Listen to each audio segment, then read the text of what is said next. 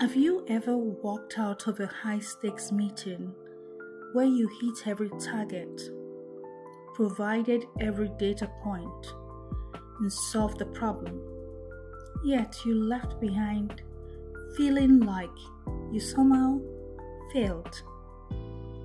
Not because of your work, but because of the energy you left in the room? I want to start this series by acknowledging something we rarely talk about in HR manuals. We gather in spaces with memory. Just as the land we stand on has a history, the boardrooms we enter have a history of what leadership is supposed to look like, sound like, and feel like. If you have ever felt like you were too much or not quite right for a space, I want you to know it isn't a lack of competence, it's a collusion of identities. In this 20-part series, we ain't just talking about public speaking, we're talking about cultural capital, the invincible currency that determines who is heard and who is promoted. Today, I'm sharing the moment I realized that hard work isn't the only currency in the room. Early in my corporate career, I walked into a boardroom fully prepared. I had the numbers, I had the projections, I had the risk analysis, I had done the work. I was ready to lead the company forward. Within 5 minutes of my presentation, the atmosphere changed. The questions weren't about the ROIs or the data. They were about my tone. You seem very passionate, they said. Let's try to stay objective, maybe soften the delivery. Now here's the learning moment. A male colleague had presented with the exact same level of conviction in the week before.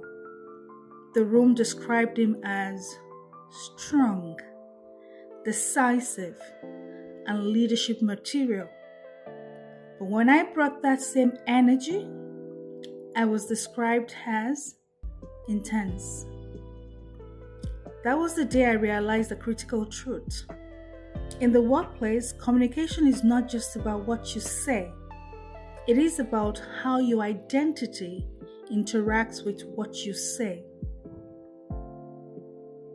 The concept of cultural capital, it's not about you lacking competence. I lacked what the specific room recognized as cultural capital.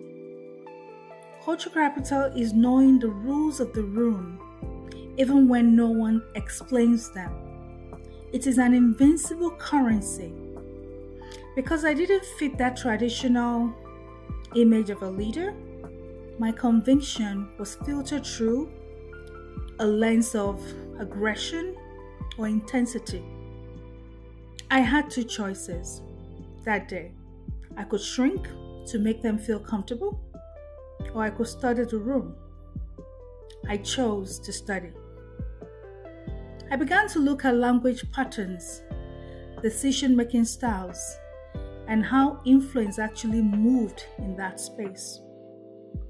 Mastering workplace communication is not about abandoning who you are. It's about understanding the currency of the room and choosing how you will spend yours. It's about translation, not assimilation. Before we close today, I want you to repeat this quietly in your spirit or aloud. I do not shrink to fit rooms that were never designed for my fullness. My identity is not a liability. It is leadership. In our next video, we're going to dive deep into what cultural capital actually is and how you can start identifying the unwritten rules in your own organization. Subscribe and join me as we redefine how these rooms function.